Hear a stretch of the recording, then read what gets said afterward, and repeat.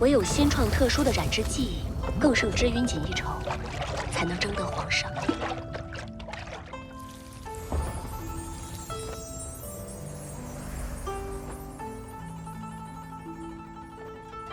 乌启龙是想吞并我苏家吧？你知道？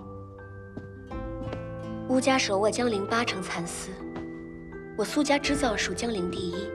他若赢下皇商，便能重挫苏家。但只是其一，吞下苏家，一家独大，才是乌家的目的。生意做到只剩贪婪，也就入了歧途。